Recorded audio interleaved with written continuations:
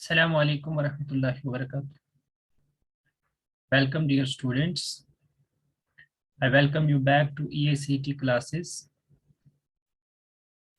जैसा कि आपको पता है कि हमने अभी तक ग्रुप थ्योरी का मोर देन 90% सिलेबस कंप्लीट कर लिया है। थोड़ा सा हमारा सिलेबस रहता है, उसे भी हम कुछ दिनों के अंदर ख़त्म कर लेंगे और उसके बाद हम कोई दूसरा कोर्स पकड़ते हैं। लास्ट टाइम मैंने आपको बताया था कि प्राइम आइडियल क्या होता है, मैक्सिमल आइडियल क्या होता है, कैसे हम पहचानते हैं कि कोई प्राइम आइडियल है या मैक्सिमल आइडियल है। और भी हमने बहुत सारी एग्जांपल्स भी की थी। We have done a good number of examples also. In today's class we will try to explore some more relations between what we mean by maximal and prime ideal, and what we call as the concept of integral domain and field. तो आज हम बच्चों ये देखेंगे, जो हमारी factor ring होती है ना R/A, हमारे पास एक रिजल्ट होता है। रिजल्ट ये होता है कि R अगर हमारे पास क्या commutative ring with unity, if it is commutative ring with unity, then we will try to explore that what happens to this factor ring if E is prime ideal, and what happens to this factor ring if this A is maximal. तो ideal के prime या maximal होने की वजह से जो आपकी factor ring है उस पर क्या असर पड़ता है, that will be the first thing we will be doing in today's lecture. So without wasting much of time, let me take straight to this concept. The बच्चे concept, if R is a commutative ring with unity and K and A is an ideal of R, this is not K, this is A, and R by A is an integral domain if and only if A is prime ideal. मतलब ये जो factor ring है ये integral domain हो जाएगी अगर A prime ideal है। इसी तरह से अगर आप एक कम्यूटेटिव रिंग विद यूनिटी ले लें और एक आइडियल ले लें आप A, तो ये जो फैक्टर रिंग है ये फील्ड हो जाएगी if and only if A is maximal ideal. But mind you one thing, that we must start with a commutative ring with unity. तो उसके लिए ये रिजल्ट ट्रू हो जाएगा। एग्जाम्पल के तौर पे आप देखिए, जैसे 2z is maximal ideal of z and z is commutative ring with unity. So as per the concept that we have done here, तो r बाई a फील्ड होना चाहिए अगर a मैक्सिमल आइडियल होगा। तो r आपका z है, a आपका 2z है, तो z by 2z should be field, and we also know that z by 2z is equivalent to z2. in fact z by nz is equivalent to zn, और z2 हमें पता है ये finite field होती है, सो verify हो गया। इसी तरह से आप देखिए z by mz किसकी तरह दिखता है, zm की तरह, और ये zm जो है फील्ड होती है if and only if m is equal to p। लेकिन m इक्वल टू p अगर है तो mz मैक्सिमल हो जाता है, that means mz is maximal if and only if m is p, if and only if what happens, z by pz is field। तो in general भी आप देख सकते हैं, ठीक है, fine. i equal to 0 is prime ideal but not maximal ideal. देखो z by 0 को अगर आप करेंगे this will look like z। अब अभी हमने देखा कि अगर आपके पास एक हमने क्या देखा, इफ एंड ओनली इफ है ये, तो z by 0 इंटेग्रल डोमेन है, और अगर ये इंटेग्रल डोमेन है तो आइडियल क्या हो जाएगा, प्राइम, और अगर फील्ड है तो आइडियल मैक्सिमल हो जाएगा, या आइडियल मैक्सिमल है तो फैक्टर रिंग फील्ड हो जाएगी, आइडियल प्राइम है तो फैक्टर रिंग जो है वो इंटेग्रल डोमेन होगी। लेकिन हमें पता है z by 0 z होता है, और z चूंकि इंटेग्रल डोमेन होती है तो इसलिए क्योंकि if and only if condition है तो 0 प्राइम आइडियल हो जाएगा z का। But this is not maximal, क्योंकि मैक्सिमल होने के लिए इफ एंड ओनली कंडीशन है कि उसके लिए जो फैक्टर रिंग है वो फील्ड होनी चाहिए। अब ये देखिए जो कॉन्सेप्ट मैंने आपको बताया था, अगर आपके पास एक कम्यूटेटिव रिंग विद यूनिटी है तो हर मैक्सिमल आइडियल प्राइम आइडियल हो जाता है। मैंने आपको इसके लिए ट्रिक क्या बताई थी, मैंने कहा था पीएम बनना ज्यादा मुश्किल है और एमपी बनना आसान है। तो एमपी बनने के लिए कम कंडीशन, मतलब सिर्फ कम्यूटेटिव रिंग और यूनिटी, और पीएम बनने के लिए कम्यूटेटिव रिंग विद यूनिटी भी और साथ में फाइनाइट भी। तो 3 कंडीशन है, मतलब पीएम बनना ज्यादा मुश्किल है, एमपी बनना ज्यादा आसान है। तो अब असल में याद रखने का तरीका यह है कि commutative finite commutative ring with unity होगी तो प्राइम इंप्लाइज मैक्सिमल, और कम्यूटेटिव रिंग विद यूनिटी होगी तो मैक्सिमल इंप्लाइज प्राइम। तो this way this is true. बाकी इनके बीच में इन जनरल कोई भी रिलेशनशिप नहीं होती है। मैंने आपको एग्जांपल दी थी कि एक प्राइम आइडियल जो है वो मैक्सिमल नहीं हो सकती, और कुछ मैक्सिमल आइडियल ऐसी होती हैं जो कि प्राइम नहीं होती हैं। We discuss that in last lecture, so I am not gonna make repetition of all this. So let's move ahead. देखिए जैसे अब इसकी कुछ एग्जांपल्स हम देख सकते हैं। 2+i, ये बताया गया है कि this is maximal and prime ideal of Zi। क्यों बच्चों? क्योंकि Zi अपान जब हम करते हैं ना 2+i, ये किस तरह का दिखेगा? दिस विल लुक लाइक, अगर आपको याद हो, z, क्योंकि 2 और 1 का जीसीडी 1 है, तो इसलिए हम लिख सकते हैं 2 square plus 1 square. So this is 5, this looks like Z5। और Z5 फील्ड होती है। अगर अगर आपके पास R/I इज फील्ड, तो that means I is maximal. लेकिन हर फील्ड इंटीग्रल डोमेन भी होती है, इंटीग्रल डोमेन के कॉन्सेप्ट, तो इसलिए I प्राइम भी हो जाएगा। तो इसलिए I जो आपका 2+i जनरेटेड बाई 2+i है, ये मैक्सिमल भी हो जाएगा और प्राइम भी हो जाएगा। Hope I am making sense of all this. Good. वैसे ही देखिए Z i equal to 2 is maximal and prime ideal of Zi। फिर से वही Zi/2, आपको पता है Zi/n किसके इक्वल होता है? Zni, तो Z2i है। But Z2i is not integral domain, तो इसलिए ये फील्ड नहीं होगी, तो ना तो ये मैक्सिमल आइडियल होगा ना ही ये प्राइम आइडियल होगा। सिमिलरली Z11i को आप देख सकते हैं, और Z11i जो है वो फील्ड है, तो इंटीग्रल डोमेन भी हो जाएगी, तो मैक्सिमल भी हो जाएगा, प्राइम भी हो जाएगा। Similarly there are some more examples, you can have a look at those. चलिए एक नए कॉन्सेप्ट की से बात करते हैं, कैरेक्टरिस्टिक ऑफ रिंग क्या होता है। गौर से सुनना बच्चे, कैरेक्टरिस्टिक ऑफ रिंग क्या होता है। Characteristic of a ring is the least positive integer n such that n into a is equal to 0। देखो बेसिकली होता क्या है, जो आपके पास रिंग होती है ना, ये एक लीस्ट पॉजिटिव इंटीजर होता है, जिससे आप रिंग के किसी भी एलिमेंट को मल्टीप्लाई करें तो आपको क्या मिल जाए? 0 मिल जाए।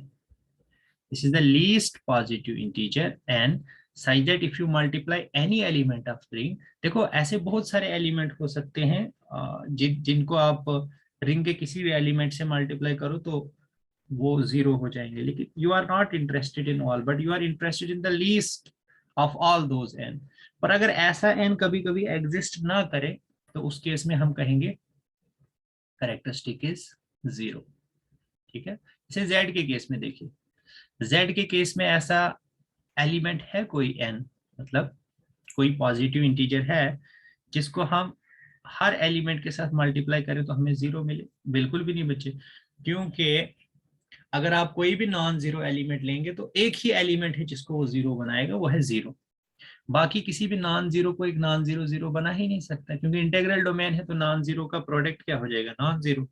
दैट मीन्स कैरेक्टरिस्टिक, इस पे ऐसा कोई n हमें मिलता ही नहीं है, तो इसलिए हम कह सकते हैं कि कैरेक्टरिस्टिक ऑफ z इज 0, क्योंकि इसमें कोई n ऐसा एग्जिस्ट करता ही नहीं है।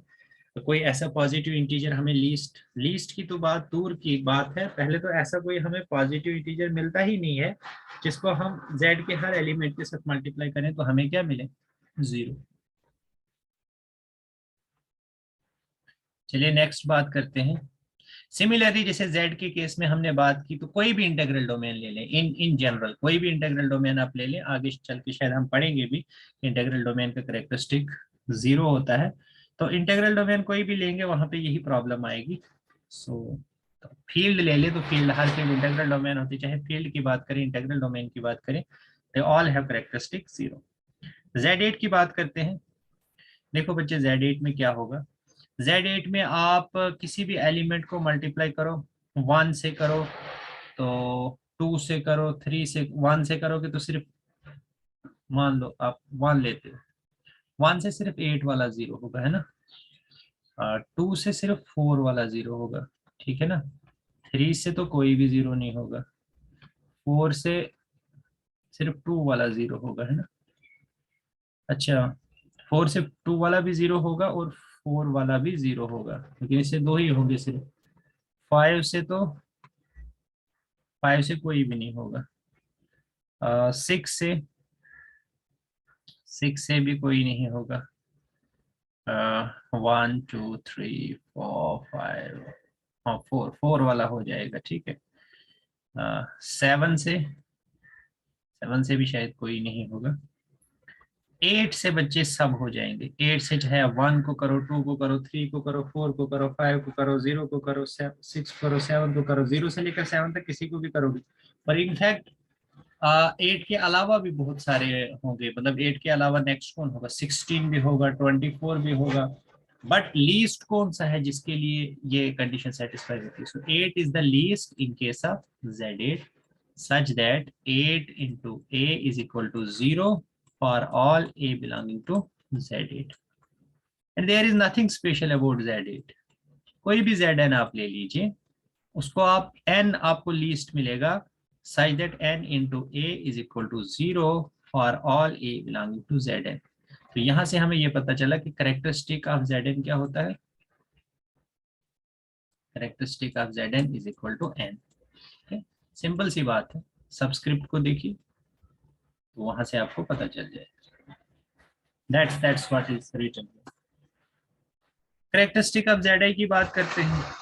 देखो बच्चे, Zi के लिए a not equal to 0, n into a is equal to 0, this is not possible for any positive integer. क्योंकि वैसे भी आप देखिए कि Zi जो है वो इंटीग्रल डोमेन है, तो करेक्टरिस्टिक ऑफ Zi क्या हो जाएगा, 0। Q क्रॉस R देखिए, Q cross R integral domain नहीं, तो अगर ये इंटीग्रल डोमेन नहीं है लेकिन आप इसमें एक एलिमेंट दिखा सकते हो 1 1, जिसके लिए आपको कोई भी n नहीं मिलेगा, और क्योंकि ये हर एलिमेंट के लिए ऐसा हमें होना चाहिए, बट हमने एक दिखा दिया जिसके लिए हमें कोई n नहीं मिल रहा है, तो इसलिए इसका करेक्टरिस्टिक भी 0 हो जाएगा। एक इंपॉर्टेंट नोट है, नोट ये है कि अगर 1 R में बिलोंग करता हो और ऑर्डर ऑफ 1 जो है वो n हो अंडर एडिशन, तो उस केस में करेक्टरिस्टिक ऑफ R n होगा, जैसे कि Zn के केस में होता है। Zn के केस में जो आपका 1 होता है उसका ऑर्डर क्या होता है, n। और कोई भी रिंग अगर आप ऐसी ले लो जिसमें आपकी यूनिटी का ऑर्डर n होगा, तो उस रिंग का करेक्टरिस्टिक भी n ही हो जाएगा, ठीक है ना, फाइन। और अगर ऑर्डर ऑफ ए इंफिनिटी हो जाएगा तो उस केस में करेक्टरिस्टिक ऑफ आर जो है वो 0 हो जाएगा। जैसे जेड के केस में आप देखिए 1 का ऑर्डर क्या है, infinity, order of 1 is infinite, क्योंकि आपको कोई भी ऐसा पॉजिटिव इंटीजर नहीं मिलेगा जिसे मल्टीप्लाई करने के बाद आपको 0 एलिमेंट मिले इसका। तो देयरफॉर क्योंकि ऑर्डर ऑफ 1 इनफाइनाइट है, तो जिस भी रिंग में ऑर्डर ऑफ 1 फाइनाइट होगा उसका करेक्टरिस्टिक भी उसी के बराबर होगा। इसी तरह से जिस भी रिंग में ऑर्डर ऑफ 1 जो है वो इनफिनाइट होगा, तो उसका करेक्टरिस्टिक भी वैसा ही होगा। That means the whole problem reduces to finding out the order of 1। तो यूनिटी का ऑर्डर आपको बता देगा कि करेक्टरिस्टिक ऑफ रिंग क्या होगा। That's simple. देखिए अब सीधा ये 1 को पकड़ के ही बता रहा है। यहाँ पे भी करेक्टरिस्टिक ऑफ, क्योंकि 1 का करेक्टरिस्टिक जो होगा, सॉरी 1 का जो ऑर्डर होगा वही आपका करेक्टरिस्टिक हो जाएगा, फाइन। Zni के केस में आपका देखिए n ग्रेटर देन 1 में 1 का ऑर्डर n होता है, तो इसलिए करेक्टरिस्टिक ऑफ Zni भी n हो जाएगा। Z2 क्रॉस Z6 का क्या हो जाएगा, देखो बच्चे इसमें 1 1 का ऑर्डर निकालो। 1 1 का ऑर्डर कैसे निकालते हैं, एलसीएम ऑफ ऑर्डर ऑफ 1 और ऑर्डर ऑफ 1। ऑर्डर ऑफ 1 कितना है, 2, और ऑर्डर ऑफ 1 इन Z6 कितना है, 6। 2 और 6 का जीसीडी कितना है, सॉरी एलसीएम कितना है, 6, इसलिए इसका करेक्टरिस्टिक भी 6 होगा। इन जनरल आप याद रखोगे कि characteristic of R into S जो है वो 0 होता है अगर दोनों का करेक्टरिस्टिक, किसी एक का करेक्टरिस्टिक 0 हो जाए, and this is equal to K if LCM of characteristic of R and characteristic of S is equal to K। इसी तरह से आप देख सकते हैं और भी दूसरे केसेस में। अब एक बहुत ही इंपॉर्टेंट कॉन्सेप्ट हम पढ़ने जा रहे हैं, दैट इज रिंग होमोमॉर्फिज्म। जैसे हमने ग्रुप होमोमॉर्फिज्म पढ़ा था वैसे ही हम पढ़ेंगे रिंग होमोमॉर्फिज्म। बेसिकली देखो, जब हमने ग्रुप होमोमॉर्फिज्म किया था तो हमने दो ग्रुप्स के बीच में देखा था ना, ऐसे देखा था हमने ग्रुप्स के बीच में। एक में सपोज बाइनरी ऑपरेशन स्टार था मान लेते हैं, और दूसरे में बाइनरी ऑपरेशन हैश था। तो हमने कहा था ये होमोमॉर्फिज्म कब होता है, जब f of x star y is equal to F of x hash f of y for all x y in G under star, और इसको मैं जी डैश मान देता हूँ सपोज। तो वो बाइनरी ऑपरेशन को प्रिजर्व करता था, ठीक है। यहाँ पे ये एसोसिएट कर रहा है अंडर दिस बाइनरी ऑपरेशन, और इमेजेस को एसोसिएट कर रहा है under binary operation of G dash. लेकिन वहां पे एक ही बाइनरी ऑपरेशन, तो यहाँ पे दो है, तो इसलिए दो कंडीशन सेटिस्फाई होनी चाहिए। ये आर टू एस हम होमोमॉर्फिज्म देखते हैं, रिंग होमोमॉर्फिज्म। तो एक तो ये कंडीशन सेटिस्फाई होनी चाहिए, F of x plus Y is equal to, क्योंकि यहाँ पे एडिशन वाला ऑपरेशन है, this is F of x plus F of Y, addition addition. दूसरा, अगर मैं इनको into F of X into Y करूँ, this should be F of X into F of Y. अगर ये दो कंडीशनें सेटिस्फाई हो जाती हैं, then I can say that this is ring homomorphism. ठीक है, गॉट इट, फाइन। चलिए देखते हैं, जैसे हमें Z4 से Z10 के बीच में देखना है, which is defined by f of x equal to 5x। क्या ये रिंग होमोमॉर्फिज्म है या नहीं, चेक कर लीजिए। एक्स वाई अगर आप Z4 पे लेते हैं तो f of x plus y कितना होगा, 5x plus y, that is simple, addition के केस में कोई प्रॉब्लम नहीं। फिर से Z4 में लीजिए, एफ ऑफ एक्स वाई किसके इक्वल हो जाएगा, 5xy। तो 5xy is this equal to 25xy, बिल्कुल। 5 इज इक्वल टू 25xy, उसको लिख सकते हैं 5x into 5y, that is F of. देखो यहाँ पे मैं आपकी थोड़ा तवज्जो चाहूंगा, I would like to have your attention here. देखो जब मैंने ये लिखा ना, f of x y equal to 5xy, अब प्रॉब्लम यहाँ पे आ सकती है, क्योंकि मुझे यहाँ पे ना दो 5 चाहिए, एक 5 मुझे x के साथ चाहिए, एक 5 मुझे y के साथ चाहिए, ताकि मुझे यहाँ एक एफ एक्स मिले और दूसरा मुझे एफ ऑफ वाई मिले और मेरा काम हो जाए। लेकिन बदकिस्मती से मुझे तो सिर्फ 5 मिला है। तो यहाँ पे जो मेन पॉइंट आपको मैं बताना चाहूंगा वो ये है कि अगर काश ऐसा हो जाए कि 5 किसके इक्वल हो जाए, 5 स्क्वायर के, तो मेरा काम हो जाएगा, आई विल बी डन। क्योंकि 5 स्क्वायर की हेल्प से फिर मैं एक 5 एक्स के साथ लिखूंगा, एक वाई के साथ लिखूंगा, एक मुझे एफ ऑफ एक्स मिलेगा, दूसरा एफ ऑफ वाई मिलेगा। सो यहाँ पे जो रिंग होमोमॉर्फिज्म हमें मिल रहा है वो किस पे डिपेंड कर रहा है, are you able to notice this important observation. ये बच्चे इस पे डिपेंड कर रहा है whether 5 is an idempotent element और नॉट। ये कौन सी प्रॉपर्टी है, आइडेम्पोटेंट प्रॉपर्टी। दैट मीन्स अगर 5 आइडेम्पोटेंट एलिमेंट हो जाए किसका, Z10 का, कहने का मतलब है कि वो रिंग होमोमॉर्फिज्म हो जाएगा। और अगर ये आइडेम्पोटेंट एलिमेंट नहीं हुआ, सपोज अगर 5 25 के इक्वल नहीं होता, तो हम 5 और 5 को डिस्ट्रीब्यूट नहीं कर सकते थे, तो बात नहीं बनती, तो उस केस में रिंग होमोमॉर्फिज्म नहीं होता। बात समझ आ रही है, yes sir no, you getting my point.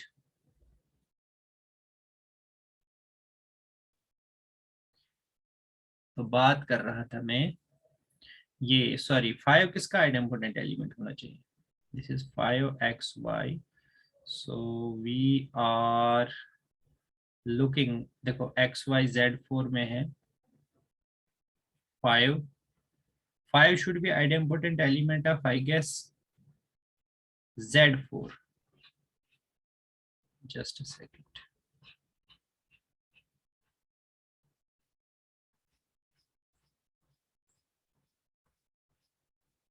बिल्कुल 5 should be idempotent element of Z4, क्योंकि हम इमेज की बात नहीं कर रहे हैं अभी, तो एलिमेंट की बात कर रहे हैं। सो अगर ऐसा हो जाए तो वो रिंग होमोमॉर्फिज्म हो जाएगी। देखो यहाँ पे नहीं होगा, यहाँ पे क्यों नहीं होगा, यहाँ पे f of 4 plus 1 that is F of 5 that is equal to 0, यही ये 5 की बात कर रहा हूँ मैं, ये 5 जो है ना, ये आइडेम्पोटेंट एलिमेंट होना चाहिए, this 5 should be idempotent element.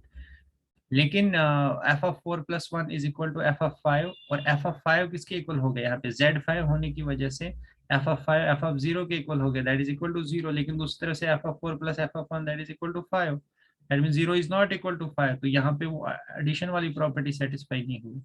तो अगर कोई भी एक प्रॉपर्टी सेटिस्फाई नहीं होगी तो वो होमोमॉर्फिज्म नहीं होगा।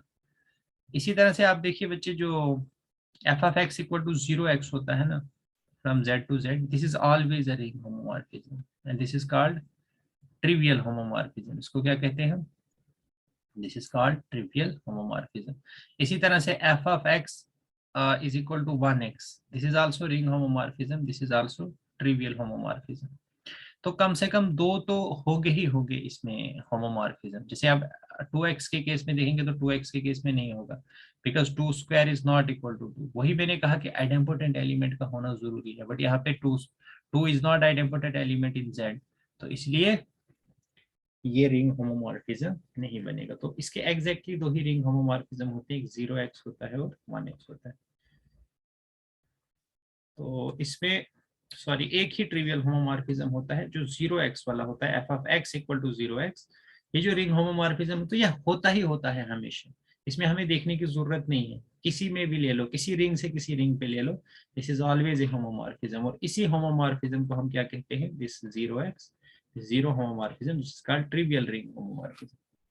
यहाँ पे देखिए Z8 से Z12 में आपने देखना है f of x equal to 0x, this is a trivial ring homomorphism. अब आपसे क्वेश्चन पूछा गया है कि Z12 से Z28 में कितने नॉन ट्रिवियल रिंग होमोमॉर्फिज्म हो गए, मतलब जीरो वाले को निकाल दो, उसके अलावा हमने we have to look for non zero.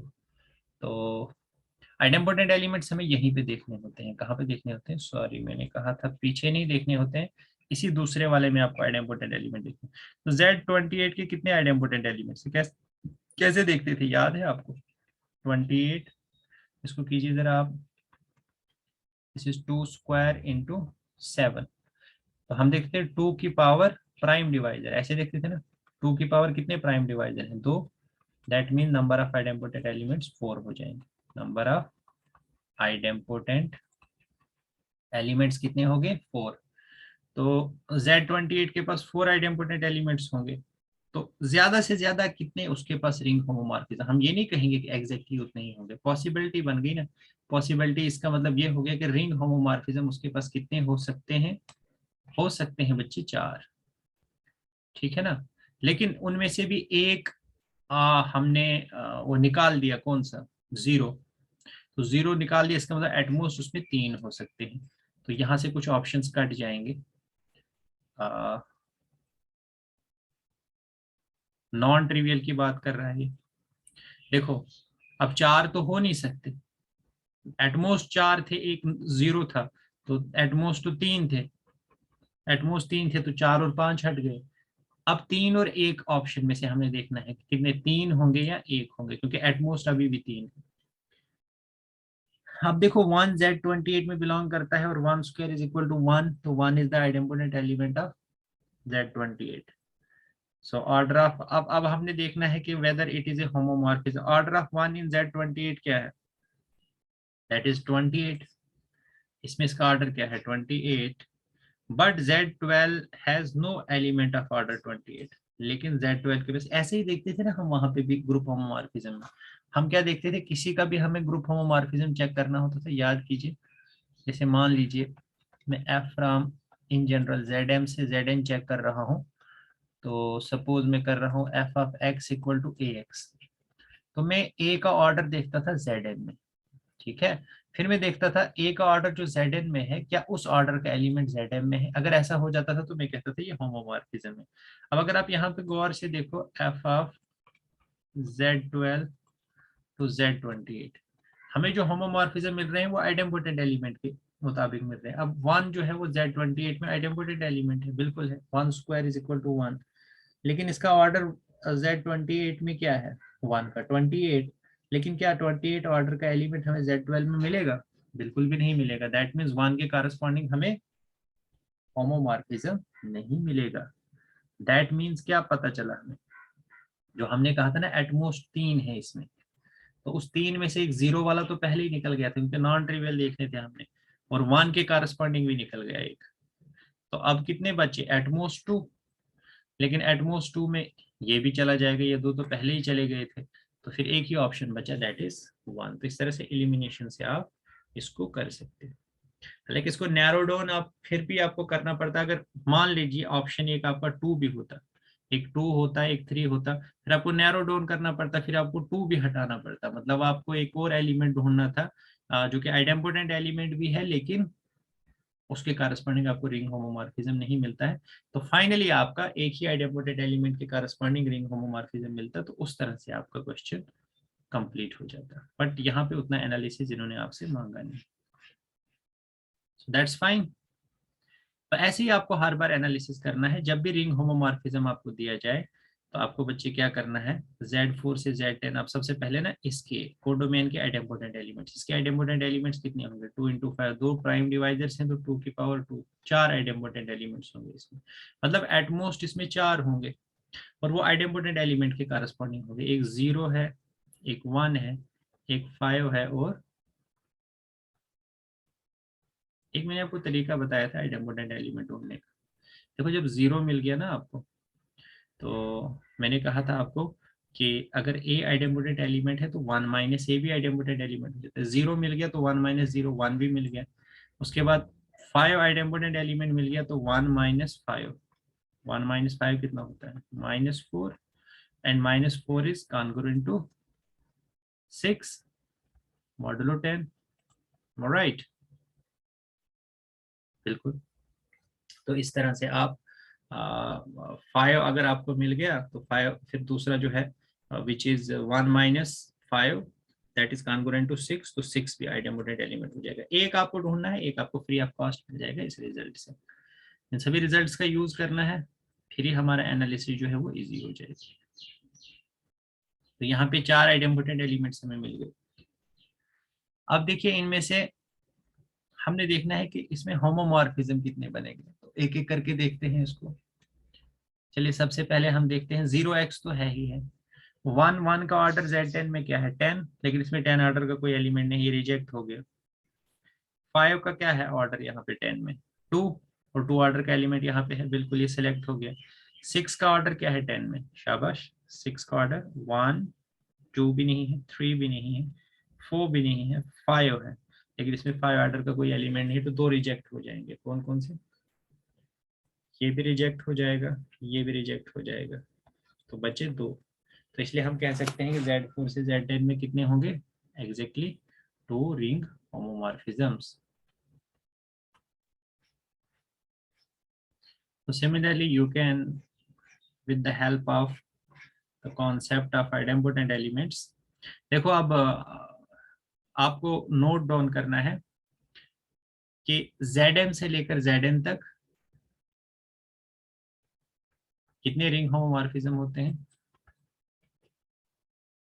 Zm to Zn has exactly 2 की power, stop for a moment,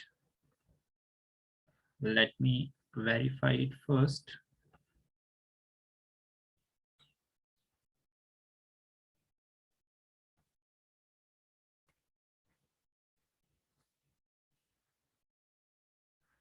Just a second.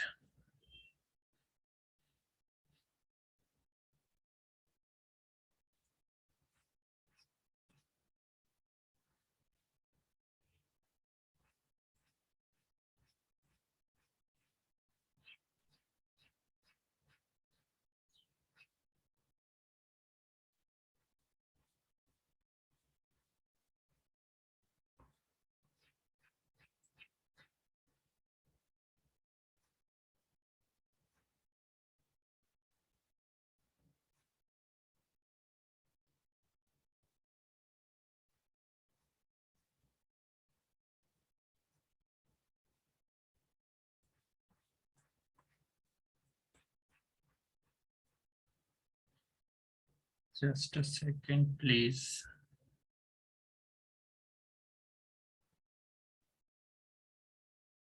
तो रिंग होमोमॉर्फिज्म में आपको ये जो नोट लिखा है यहाँ पे, आई am not satisfied with this note, जिसमें इसने कहा है कि Zm टू Zn, आपने सीधा बेसिकली ये कहना चाहता है कि f from Zm to Zn, ये जो है सीधा आप आइडेम्पोटेंट एलिमेंट्स इसके फाइंड कीजिए Zn के, दैट इज 2 की पावर d, तो उतने रिंग होमोमॉर्फिज्म हो गए, जो कि गलत लग रहा है मुझे सीधा सीधा, बिकॉज हमने अभी देखा ऊपर जो हमने एक रिजल्ट किया, एक क्वेश्चन जो CSIR में पूछा गया है, वहां से क्लियर हो जाता है कि उसमें एटमोस्ट बताता है हमें, ये एटमोस्ट इतने हो सकते हैं, लेकिन बाद में हमें उसको क्या करना है, हमें उनमें से फाइंड आउट करना है कि कितने होमोमॉर्फिज्म होंगे। पॉसिबल रिंग होमोमॉर्फिज्म मैक्सिमम उतने हो सकते हैं, लेकिन उनमें से फिर हमने नैरो डाउन करना है कि कितने बचेंगे और कितने जो है वो नहीं होंगे। सो आपको क्या करना है, इसके आइडेम्पोटेड एलिमेंट्स देखने हैं, फिर आइडेम्पोटेड एलिमेंट्स के कारस्पॉन्डिंग आपको क्या मिलेंगे, पॉसिबल रिंग होमोमॉर्फिज्म, उसमें से देखना है कितने होमोमॉर्फिज्म बनेंगे, वही आपके एग्जैक्टली उतने ही होमोमॉर्फिज्म रिंग होमोमॉर्फिज्म होंगे। चलिए एक इंपॉर्टेंट कॉन्सेप्ट पढ़ते हैं, पॉलिनोमियल रिंग। देखो बच्चे, पॉलिनोमियल रिंग क्या होता है, पॉलिनोमियल के बारे में आप सब परिचित हो। अगर आर एक कम्यूटेटिव रिंग है, कम्यूटेटिव रिंग का होना जरूरी है। पॉलिनोमियल रिंग को ना ऐसे लिखते हैं, आर और एक्स बार करके लिखते हैं, या कभी कभी इसको सिंपली आर एक्स भी लिखते हैं, ठीक है।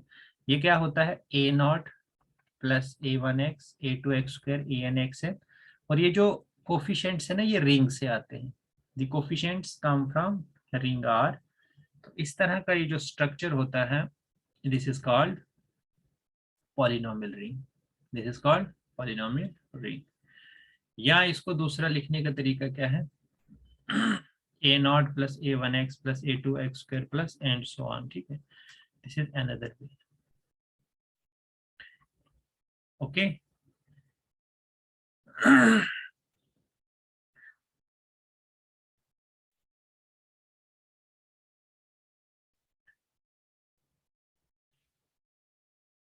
तो इसमें आपको ये अप टू डिग्री n, ठीक है, अप टू डिग्री n भी ले सकते हैं, ये एक दूसरा कॉन्सेप्ट है जिसमें हम ये इनफाइनाइट लेते हैं, बट फिलहाल हम फाइनाइट की बात करेंगे। फाइनाइट के केस में हम क्या देखते हैं, A0 plus A1x plus and so on plus AN(xn) such that AI belongs to ring R।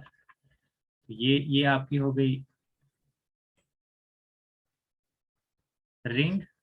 अब देखिए कि सम ऑफ टू पॉलिनोमियल्स जो होता है, दिस इज, अगर आप ये fx और gx ले लें, इनका सम आप ले लें, this is also an element of polynomial ring. इसी तरह से अगर आप दो पॉलिनोमियल ले लें और इनका आप प्रोडक्ट ले लें, तो इनका प्रोडक्ट भी क्या होगा, this is again a polynomial ring. इसी तरह से अगर r कम्यूटेटिव है तो rx भी कम्यूटेटिव हो जाएगा, ठीक है। जब देख सकते हैं fx into g x is same as gx into fx। इसी तरह से अगर r आपकी कम्यूटेटिव रिंग विथ, देखो ये सिंपली किस पे डिपेंड करता है, अगर आप फाइनाइट रिंग ले रहे हैं, अगर आप फाइनाइट रिंग ले रहे हैं तो ऑब्वियसली ये जो आपका ये जो कोफिशिएंट्स आएंगे they will be finite in number, और अगर आपकी रिंग जो है इनफाइनाइट है then coefficients will be infinite. It simply depends on the type of ring that you are taking, alright. No, I am not right, so sorry, yes I am right। ये जो A0 A1 A2 है, they are coming from a ring, fine, this is okay। तो अगर R integral domain हो तो Rx भी क्या हो जाती है, इंटेग्रल डोमेन। ये भी आप इजीली देख सकते हैं, बिकॉज अगर आप कोई भी दो एलिमेंट्स ले लो इसमें रिंग में, तो और आप दोनों जो पॉलिनोमियल्स हो वो क्या ले लो, नॉन जीरो ले लो, तो उस आप देखोगे कि उनका जो प्रोडक्ट है वो भी नॉन जीरो हो जाएगा। इसी तरह से अगर फील्ड आपके पास है, if f is a field then fx is an integral domain. अगर आप f फील्ड लेते हो तो fx क्या हो जाता है, इंटेग्रल डोमेन हो जाता है। You can also see that. आपके पास दो पॉलिनोमियल्स दिए हैं fx और gx, they are coming from polynomial ring rx। इनका आपको जीसीडी निकालना है और एलसीएम निकालना है। देखो बच्चे जीसीडी में क्या देखते हैं हम, हाईएस्ट कॉमन फैक्टर, ये आपका fx है, ये gx है, तो इनके बीच में जो सबसे पहले तो देखो कॉमन फैक्टर कौन सा है। कैसे कैसे देखते हैं, जब नंबर्स के केस में हम देखते थे, जैसे मान लो हमारे पास 2 और 4 है, मान लो 2 और 8 है, हम क्या करते थे, 2 की पावर 1, 2 की पावर 3, फिर हम देखते थे कॉमन फैक्टर, और कॉमन फैक्टर्स में से फिर हम जो लोवेस्ट पावर वाले हैं वो चूज करते थे, तो 2 की पावर 1 ऐसे करते थे ना। चलिए कुछ और नंबर में लेता हूँ, लेट मी टेक, एक को मैं लेता हूँ सपोज 20, एक को लेता हूँ 40। 20 को कैसे लिख सकते हैं, 2 की पावर 2 इंटू 5, नहीं 2 की पावर 2 इन, हाँ 5, और इसको अल्हम्दुलिल्लाह 2 की पावर 3 इंटू 5। पहले कॉमन फैक्टर हम ढूंढते थे, लिखते थे 2 और 5 है, फिर इनकी लॉवेस्ट पावर, इसकी लॉवेस्ट पावर क्या है 2, और इसकी लॉवेस्ट पावर 1 ही है, तो 4 इंटू 5 दैट इज 20, तो वही आपका जीसीडी हो जाता है। यहाँ पे भी पहले कॉमन फैक्टर देखो, ये तो है नहीं, कॉमन फैक्टर x² + 1 हो गया, और लोवेस्ट भी यही है, ऊपर भी 1 है ऊपर भी 1 है, तो 1 ही आएगा, तो ये आ गया जीसीडी आपका। एलसीएम में क्या करते थे आप, एलसीएम में जितने भी कॉमन फैक्टर्स हैं वो सब ले लेते हो आप, और फिर उनकी हाईएस्ट पावर आप लिख लेते हो, ठीक है। तो यहाँ पे कॉमन फैक्टर कौन कौन से, x² + 1, x+1 और x-1, और इनकी हाईएस्ट पावर यही है, so that is equal to x⁴ - 1। ये हो गया आपका, ये क्वेश्चन पूछा गया है CSIR नेट में। Is that okay, fine. देखो बच्चे मैं फिर से थोड़ा सा आपको ये क्लियर कर देता हूँ, ये RX जो है ये किस टाइप का होता है, ये जो है ना वो फाइन इनफाइनाइट टाइप के, वो RX बार जो है वो एक डिफरेंट टाइप की रिंग होती है, वो पावर सीरीज टाइप की होती है। यहाँ पे जो हम पॉलिनोमियल रिंग पढ़ेंगे उसकी हमारे पास डिग्री डिफाइन होगी, ठीक है, डिग्री वहां पे डिफाइन होगी। मतलब ये किस तरह से डिफाइन होता है, A0 + A1x + A2x² plus and so on, अगर हम डिग्री n की ले रहे हैं AN और ये जो कोफिशिएंट्स है ना A0, ये जो AIs हैं ये कहाँ से आ रहे हैं, R से। मतलब ये A0 कोई भी एलिमेंट हो सकता है R से, A1 can be any element from R, A3 can be any element, these are arbitrary elements of R, इनको हम चेंज कर सकते हैं, वेरी कर सकते हैं, A0 A1 A2 AN को। तो इस तरह से इसका स्ट्रक्चर है रिंग का, ठीक है। चलिए अब बात करते हैं इररिड्यूसिबल पॉलिनोमियल की। इररिड्यूसिबल पॉलिनोमियल क्या है, वैसे भी अगर आप देखो नंबर के केस में जो प्राइम एलिमेंट्स होते हैं ना, प्राइम नंबर्स होते हैं, उनको हम फर्दर रिड्यूस नहीं कर सकते है ना। अगर आप गौर से देखो, जैसे टू टू है हमारे पास, तो टू को आप कैसे लिखोगे, टू ज्यादा से ज्यादा इंटू 1 लिखोगे। दैट मीन्स टू को आप जब लिखोगे तो उनमें से दो में से एक यूनिट होना चाहिए, इसका दो में से एक क्या हो जाएगा, यूनिट। मतलब दोनों नॉन यूनिट नहीं होंगे, जैसे आप 2 × 1 लिख रहे हो तो इसमें से 1 यूनिट हो जाएगा। मतलब हो क्या रहा है कि आप किसी एलिमेंट को लिख रहे हो A × B, तो उनमें से ये इरिड्यूसिबल तब होगा जब इनमें से कम एक यूनिट हो। मान लो अगर 4 है, 4 को आप लिख पा रहे हो 2 × 2, तो ना ना तो 2 यूनिट है ना 2 यूनिट है। या आप 6 लिख रहे हो 2 × 3, नाइदर 2 nor 3 इज यूनिट, तो इसलिए ना तो 6 इरिड्यूसिबल है ना तो 4 इरिड्यूसिबल है।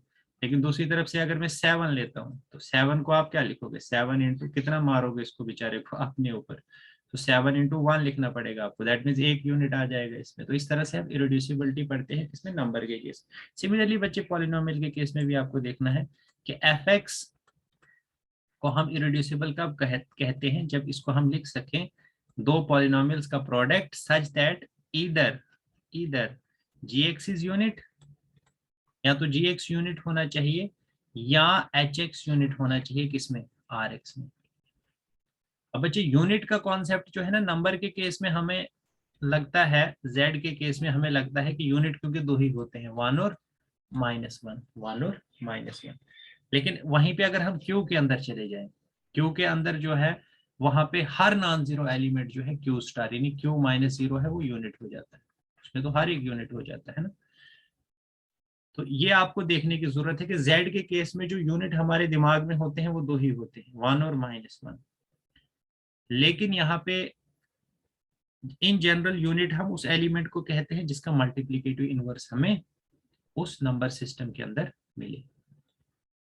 अब इनफैक्ट आप क्यू की बात करेंगे तो क्यू के केस में सपोज मैं 7 लेता हूँ, 7 लेता हूँ, तो 7 क्या हो जाए, 7 तो है ही। सपोज मैं 10 लेता हूँ, क्यू के केस में क्या लेता हूँ मैं 10, तो 10 भी जो है वो क्या हो जाएगा, 10 भी इरिड्यूसिबल हो जाएगा क्यू में। अब बोलोगे आप कैसे सर, क्योंकि क्यू के केस में 10 को आप लिख सकते हो कैसे, you can write it as 2 into 5, ऐसे लिखोगे ना।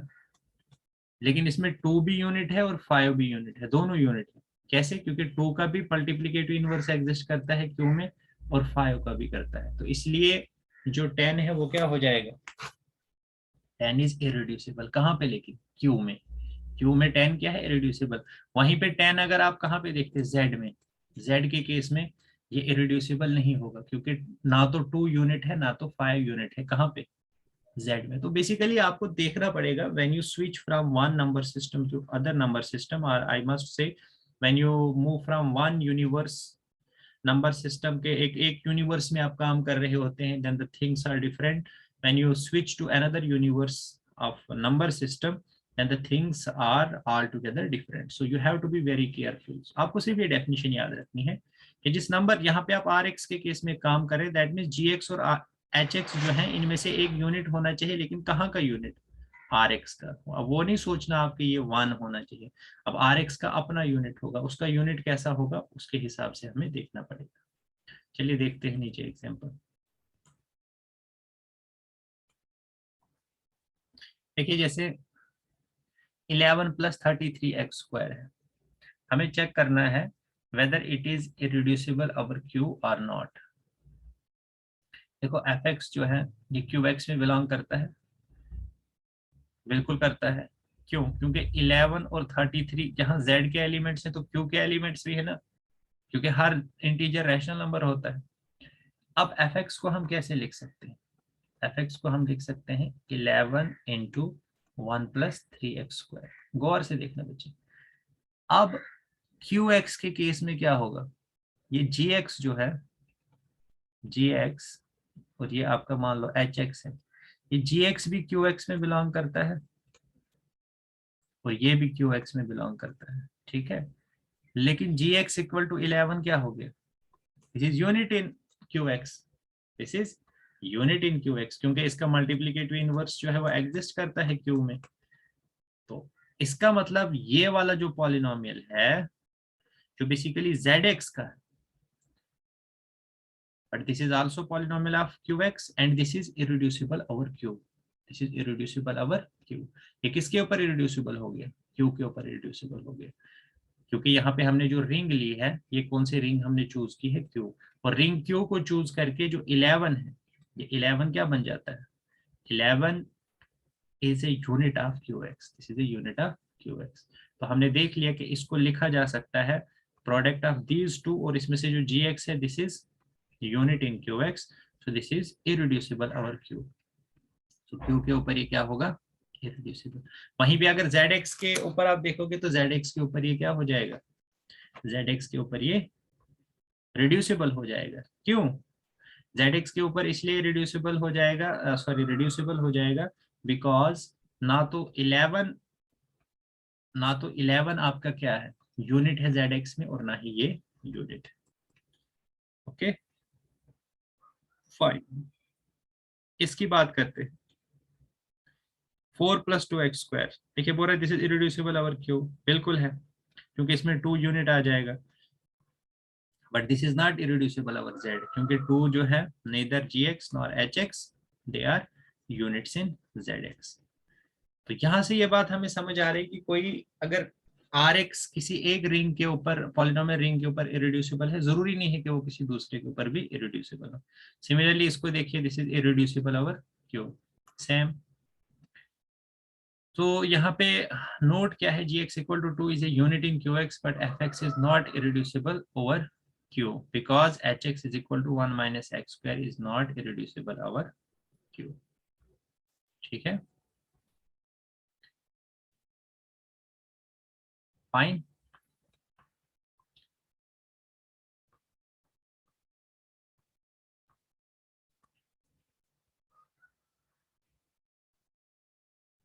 gx equal to 2 is unit in x but fx is not irreducible over q. fx कौन सा है आपका, ये 8 माइनस 2x स्क्वायर. यहाँ पे क्यों नहीं है ये इरिड्यूसिबल ओवर क्यू, यहाँ पे देखने की जरूरत है बच्चे, क्योंकि आप इसको लिख सकते हो ना 2 इंटू 4 माइनस एक्स स्क्वायर. ठीक है, इसको आप ऐसे लिख सकते हो. लेकिन ये जो 4 माइनस एक्स स्क्वायर है ना, इसको आप फर्दर लिख सकते हो ना 2 minus x into 2 plus x. इसका मतलब ये इरिड्यूसिबल नहीं ना हुआ, ये तो रिड्यूसिबल हो गया ना over Q. This is not irreducible. तो इसलिए गौर से देखना है आपको कि gx इक्वल टू 2 तो यूनिट है qx में, but fx is not irreducible. fx is not, यानी जो ये दूसरा वाला आपका है जो भी है hx या जो ये जो hx है, दिस इज नॉट इरिड्यूसिबल. तो इसलिए आप कह सकते हो कि this fx this is not irreducible over q. अभी qx के ऊपर भी इरिड्यूसिबल नहीं होगा, क्योंकि आप इसको gx इंटू एच एक्स तो लिख रहे हो, लेकिन gx जो है वो रिड्यूसिबल है, इरिड्यूसिबल है over qx, but hx is not irreducible over qx. तो ये भी आपको देखने की जरूरत है.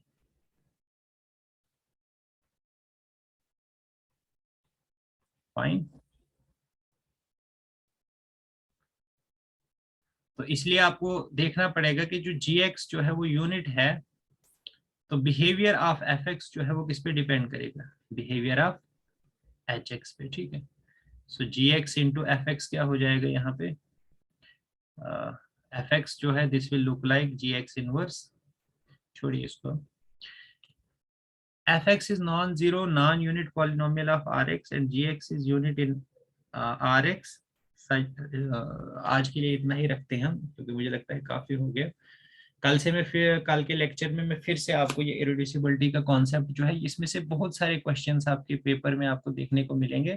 बल्कि अब तो बेसिक क्वेश्चंस नहीं आपसे पूछता, अब आपसे जो क्वेश्चन पूछे जाते हैं वो डायरेक्टली कहाँ से पूछे जाते हैं, इरिड्यूसिबिलिटी के कॉन्सेप्ट से पूछे जाते हैं, या जो फाइनाइट फील्ड एक्सटेंशन है या इनफाइनाइट फील्ड एक्सटेंशन है, वहां से आपसे क्वेश्चन पूछे जाते हैं. तो बिल्कुल आप कह सकते हैं जो क्लाइमेक्स है आपका ग्रुप थ्योरी का, आपके क्वेश्चन डायरेक्टली वहीं से फ्रेम होते हैं. So this is all I have for you guys today. Thank you so much and have a nice day.